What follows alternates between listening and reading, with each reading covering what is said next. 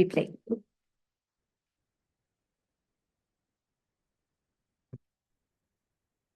Thank you. So last week we were doing an introduction. We were doing an introduction to the Tehilim, right? We were saying that the Tehilim are a very special vehicle of connection with HaKadosh Baruch Hu, right? That they are totally part of the Torah, that they were mostly written by David HaMelech, King David, that there is something in the Tehilim that is magical somehow, and this magic resides in the fact that we use the Tehilim as a way to show Hashem our bitachon in Him, right? That letting go. Okay, so today we're going to speak about the Tehilim and I.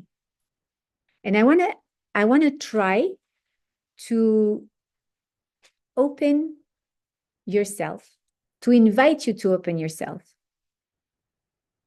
to the Tehilim, to a different relationship with the Tehilim. Okay? So I want to ask you, what is your relationship with the Tehilim? And I want you to ask yourself. You don't need to speak it out. You can if you'd like. And you can share, Sarah, how are you? Welcome. And you can, if you'd like, to share with us, right? What's my relationship with the Tehilim? Do I feel very strongly attached to reading Tehilim or not? Do I feel it's difficult to really connect to it? Do I read it because I know it's powerful and it can help others in need?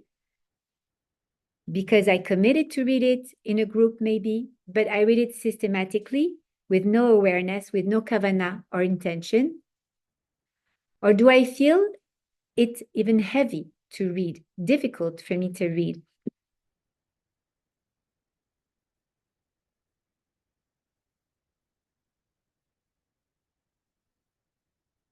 We have to understand that our relationship with the Tehilim, whatever it is not a fatality. We can definitely work. I can work with my relationship with the Tehilim. This is something that we can acquire, that we can work on, right? Our dear Sarah speaks about nurturing connections. We can connect through the Tehilim with Hashem, and this relationship that we can have with the Tehilim can grow. I'm going to give you an example.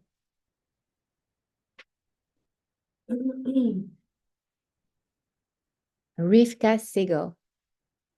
She's the co-author of Living with Tehilim, together with Dr. Lisa Aiken.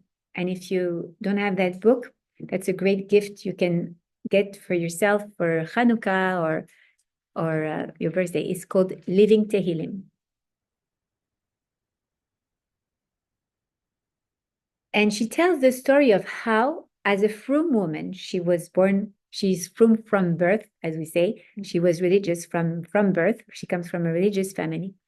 But she says that for many years, she had been reading Tehilim, not really feeling any special connection to it, right? She was a Torah teacher in Baltimore, and for many years, she would read Tehilim like everyone else, but she never really transcended in that relation with the Tehilim. Rivka Segal and Lisa Aiken. Mm-hmm. They have it on Amazon? Yeah. There are there are 4 volumes. Okay, I have 2 volumes. Okay. But she says that 15 years ago, her and her family made the Aliyah to Israel. And she was looking for a job. And she was offered to become a Tehilim teacher in a seminary or in a high school. I don't remember. And she said, you know what? I'm not very passionate about it. That's not really like what I'm specialized in. I've been teaching Kodesh for many years, but Tehilim, how can I be a teacher in Tehilim? But she decided that, okay, you know what, like I'm moving into a new country, have to also like take that opportunity to get a job and be able to work. And so she took it and she decided to dig into the subject and to really try to connect with HaKadosh Baruch Hu and with the text of the Tehilim. And she said that she discovered the power of Tehilim and it really changed her entire life. It really changed her entire life. So now she says it's been 15 years that she now teaches Tehilim, and not only through that classes, because she started groups of learning in Israel, in many places, and she wrote a book with Lisa Aiken, who is a therapist. I had the zechut to study with her a few times within the core mentoring program that I did. Lisa Aiken, she's an amazing therapist, and together they wrote this book that are like life lessons through the Tehilim. So those classes that we're going to learn together are not really based on that book, but they are a little similar. I wrote those, some of those classes have been written before I even encountered that book. And I learned a lot from Rabbi Zelik Pliskin, who has a beautiful book on self-development and Tehilim. So many of those lessons are taken from that. But she said it's never too late to start reading Tehilim. Never. It's not because we are 40, 50, 60, 70, 80. We never started. It doesn't matter. There is no age to start connecting with Tehilim and to open a book of Tehilim and start reading it and start understanding what's the message behind and what HaKadosh Baruch Hu why HaKadosh Baruch Hu is so sensitive to this text and what David HaMelech and the other psalmists have infused in this text and why they are so connective to us. And really when we read it and we don't understand Ivrit, or really it's important to read them in Hebrew, but also read them in your own language, whether it's French, Spanish, it doesn't matter. You also have to understand the words. So some editions will have the word in Hebrew and right underneath the word in the other language. This is great because you can like read it in Hebrew and at the same time you understand what you're saying. Why? Because it's transformative. Even if you don't understand, it's still transformative. But if you understand, it connects you. You put your heart in it also. You have more intentions. And she says also, it's never too late to work on this relationship and to tap into the magic of that Sefer. Okay? So how can I improve my connection? When I want to work on this relationship, how can I do it practically, right? Because it's easy to say like, okay, I wanna have a better relationship with the Tehilim. How do I do? So one tip that I want to share with you today is first, sometimes when we open a book of Tehilim and we start reading through it, we're going to have one pasuk that stands out to you. So I would advise you to write it down on a post-it and to keep it with you. This pasuk, for some reason, is a message for you.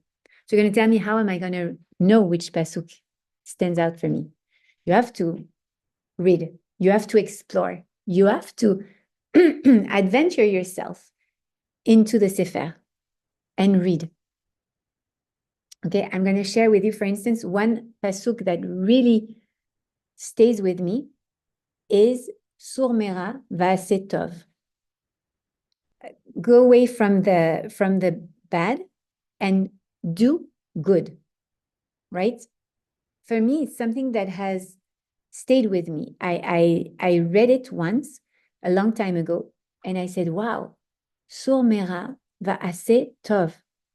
When something, like at that time in my life, as I shared a little bit last week, I was struggling with some things and I had a lot of anxiety. And how do you get out of anxiety? You do good. What can you do to do good? You can learn Torah. You can act. You can help someone. You can be there for someone. When you turn yourself from what is wrong, what is bad, what is dark in your life, and you turn yourself and you do something positive, right? It will automatically change your mindset. It will bring you to the place of light. It will take you out of night, of darkness. So you are in a dark situation in your mind, in your life. Act. Do something. It's not just think of something. It's assez tov. Do something good. I think it's in 34. Yes.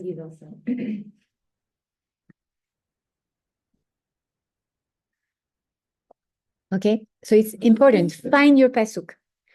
Find your pasuk and keep it with you. It should speak to you. How are you going to discover? Maybe it's going to change also. Like we might have different psukim, right? And it's okay.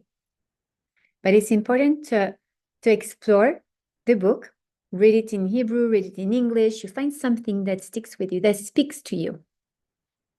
And write it down. Write it down in Hebrew, write it down in your language, and let it inspire you. Stick it on your fridge. Write it down on your phone. Put it somewhere you're going to see it. Because this is a message. Hashem is speaking with us through the Tehilim. It's not only us, we didn't really get to that point in the previous class where we speak about tefillah. But to pray in Hebrew, it says lehit palel. Sorry. And it has, lehit palel is a form that comes back to you. It means that when I pray, it's lehit pe lekel, okay, from my mouth to Hashem, but it's reflective also. It's as if I was saying, I am washing myself, like I am doing something to myself. It's a movement that emanates from me to Hashem, and then Hashem emanates something back to me. Remember, there's always like a mirror between this world and the spiritual world. And therefore, when I activate a flow from this world up, there is something, a shefa, there is a flow down back to me, okay?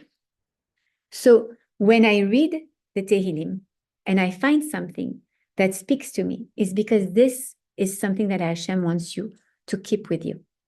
This is a message for you in this moment. And depending on the matzav you're in, on the situation you're in, you will see that, wow, I never paid attention to that pasuk.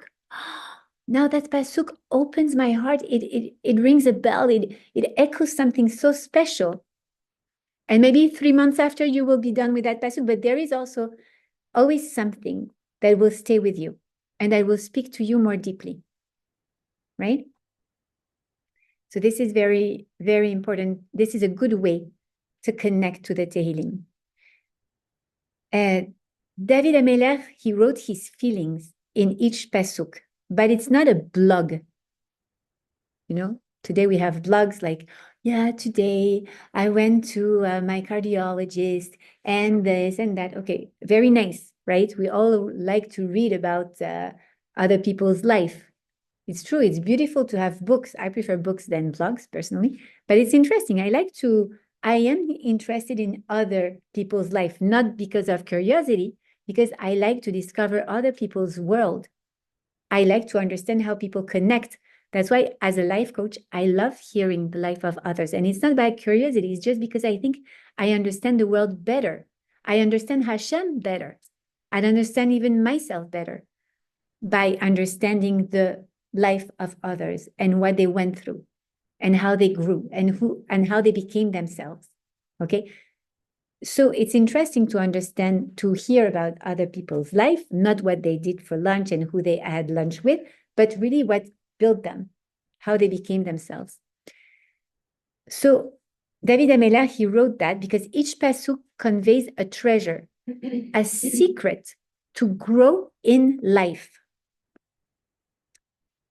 And we will be studying some of them. We will not go through, we can study Tehilim for our entire life. And I hope Bezrat Hashem will get to grow together for many years. And maybe in a few years, we'll go like that. You remember when we opened the Midrash. Okay, but today, the truth is, like, we're going to just take a few psukim here and there in each perek, in each chapter, and we're going to try to get the essence of a life lesson that speaks to us as women. Okay, I want things that are practical. So those psukim that particularly impact us, right? What is yours? For instance, there's beautiful psukim for those with anxiety at night, right? In Perek Gimel, we read, I'm going to lie down and go to sleep because I know that Hashem is with me. This is a beautiful pasuk for those of us who need to learn how to let go. You have it in Hebrew? I can find it in Hebrew. I don't have it written on my notes. But it's to let go in the night. To let go in the night. Amen. Yeah, Perek Gimel. Go through Tehilim and ask yourself, what is the pasuk that speaks to you? Okay? That is very important. And we can have, if you want, I can make like a list, but I prefer that you go through it. And if you don't find anything, then we'll go, I will make a list of a few psukim like that here and there that could just like be inspiring to any woman, and then you maybe find one that connects to you. Okay, so a second tip that I want to share with you, and then we have, I think, 10 more minutes, right? After we'll go for the lunchtime. If it's hard to connect, use your emotions to come closer. What does it mean? We are in a society, and we grew up in a time and age and a society where we've been taught to disconnect with our emotions, to put them on the side, to ignore them. I don't know for you, but I grew up remembering when I remember my uncle, who is very close to me, who would tell me, pleure, so cry, you will not go to the restroom if you cry. Continue crying, pleure, tu pisseras moins. Like, continue crying, you will not need to go to the restroom. Yeah. And I was like, or like, oh, what a crying baby, or like, oh, you're sad. Don't be sad. Look at everything that you have. Okay, always trying to put our emotions aside. Sure. Pleure, tu pisseras moins, mais ne t'en inspire pas pour tes enfants. Don't educate your kids. Llores, así no te vas a ir a hacer pipí demasiado. Cry, don't. But this is not something that should be inspiring. That is the opposite. Yeah. So no, I just want to work a little bit with you now on what is an emotion. An emotion, it comes from the word ex motion, right? Emotion comes from ex, so outside. Motion is to move. What does it mean? It means that HaKadosh Baruch Hu gave us a big gift in order to be able to live with our environment. We have emotions, and those emotions are gifts from birth. From the moment a baby comes to life, he feels emotions. And those emotions are expressed on our face in a universal way. You don't need to speak Chinese to understand that this Chinese person is sad, okay? Or is happy, or is scared, or is surprised, or is disgusted. Okay, those are the six basic emotions or gifts that HaKadosh Baruch Hu gave us in order to be able to communicate with the other human beings that we encounter. Also in order to be able to survive. So they are here to help us communicate with the other beings, right? Also in order for us to maintain life, to survive to situations. Why? Because the emotion is the messenger for our body. My eyes see a lion. If I don't have any emotion of fear, I might think, oh, what a kitty cat. And I might be in danger, right? The fear is a message from HaKadosh Baruch Hu, right? This emotion of fear is a message from HaKadosh Baruch Hu. Watch out. This is a dangerous situation. And what does it do? I feel the fear, and the fear in my brain will activate the secretion of certain hormones of fears, like cortisol and other hormones that will activate my body in order to survive. What do I need in times of danger? I need three things. I have three options to survive. Either I fly, I need to run, so I need the energy in my arms and legs, but definitely not in my digestive system, right? Or in my brain. I need all the energy, all the oxygen, all the chayut to go, vitality, to go in the arms and legs. If, second option, I freeze, petrified, like the opossum. Here we have opossums, you know those animals? They pretend they're dead when they're in front of a predator. Why? It's their coping mechanism. When they are scared, they pretend they're dead. This is also something that happens. Some people, when they're scared, when they're in situation, they freeze. And they cannot act. They cannot do anything, right? This is not a great way to be saved, unless we're an opossum. Thank God we're not. The other thing is fighting, right? And when you fight, again, what do you need? You need to be able to move your legs and arms. So again, the body needs all the energy to be located in the arms and legs. I'm going to tell you a story.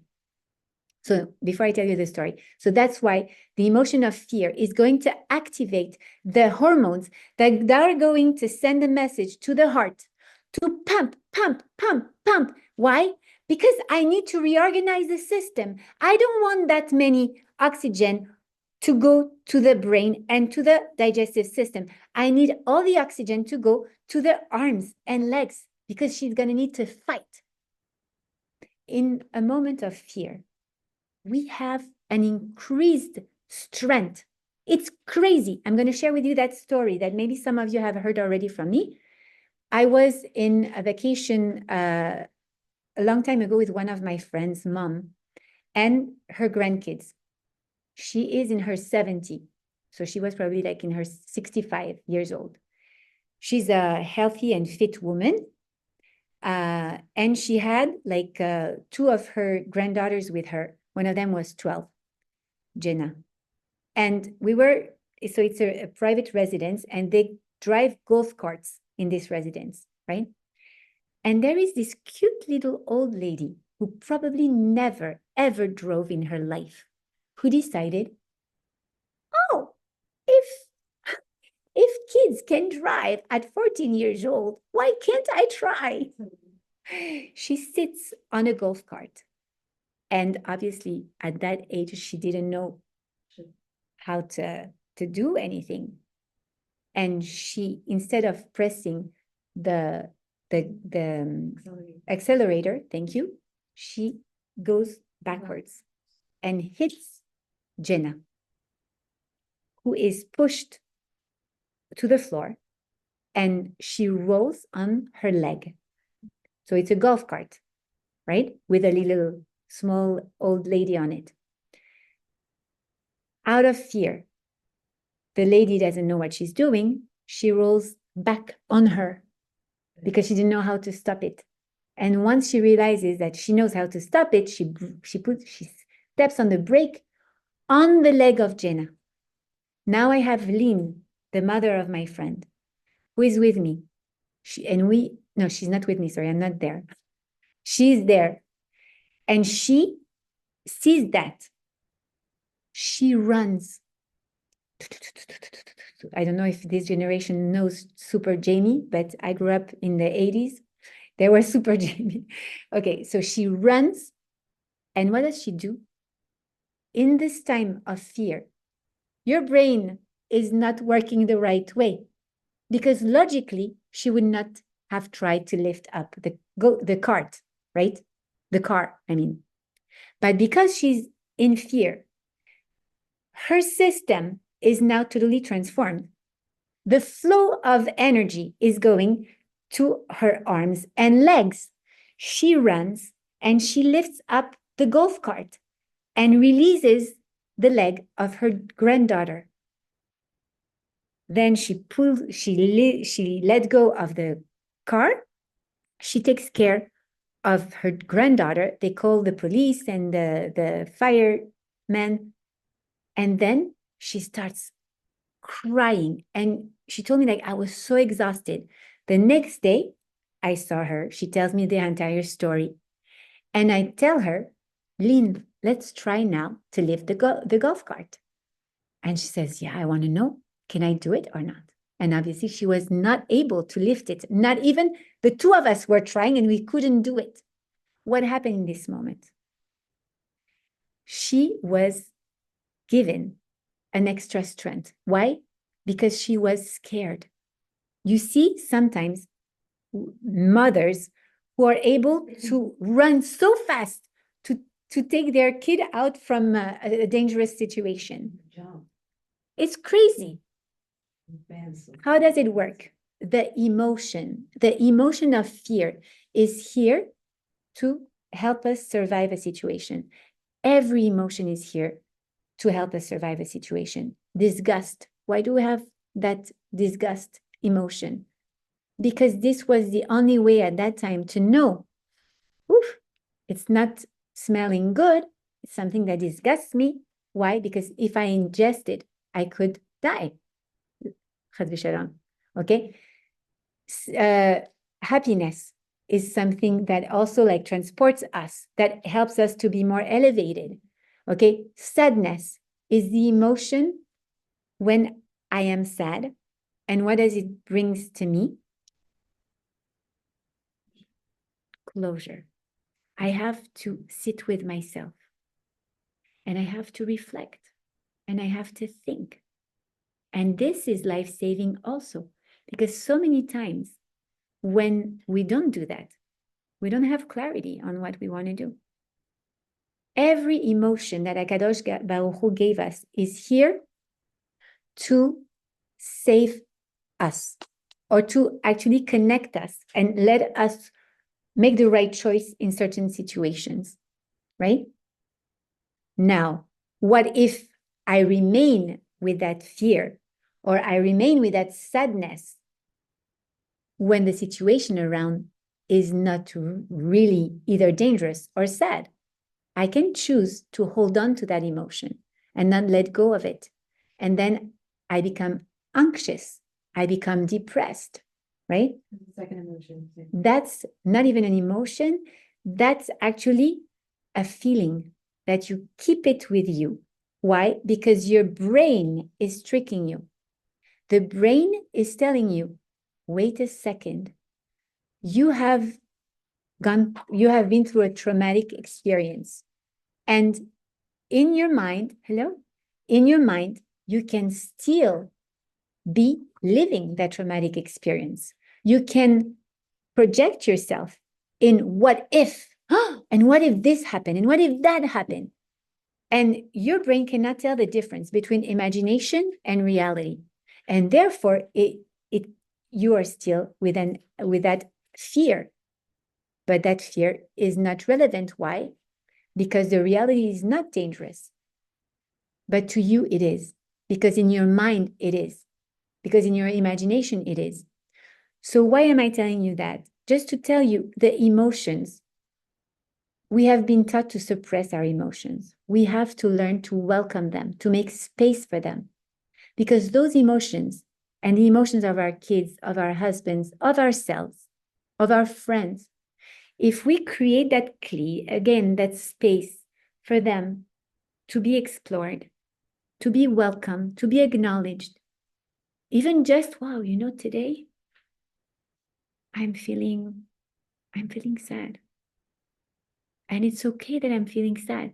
I accept that today I am feeling sad. What does it mean? Instead of trying to escape from it, sit with yourself. Open a notebook and write down your feeling. Try to explore, why is Hashem giving you that message that you have to sit with yourself? There is something there. There is something that you need to explore, to welcome, to acknowledge. Sit with yourself and do that. Yes, definitely don't stay with that. You have to be besimcha, but don't suppress that. Acknowledge why did it come? There is something there. It could be fear, it could be stress, it could be happiness, it could be loneliness. And even loneliness is something that we have to experience and to welcome. Why I'm feeling lonely. Why am I feeling lonely? I'm surrounded by so many people. Is there something that I should explore there? Like every emotion is here to teach us a lesson.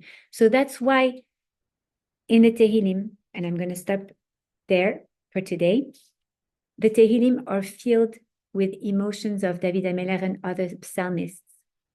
And they are here to connect us, to teach us how we can connect to ourselves and to our environment and to HaKadosh Baruch Hu through those emotions. If you read them, if you understand Hebrew or not, you read them in your own language, you'll see how beautiful they are.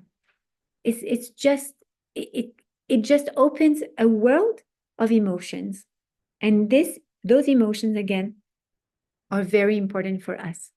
And we have to learn how to welcome them and how to be connected to them. And even how to recognize them. There is like this movie, I think they have two movies like that. It's called Inside Out, right? It's a movie from Pixar. I watched one of them with my kids and I thought it was very well done. And it's true that, like, it's like a Pixar movie for kids, but it speaks to adults also. Like, recognize that this emotion is actually activating something and we cannot suppress them. And what the suppressed emotions are actually getting stored somewhere, accumulating, and at one point they will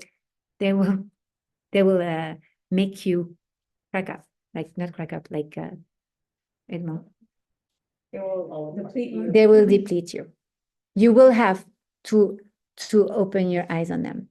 So, voilà, now we are going to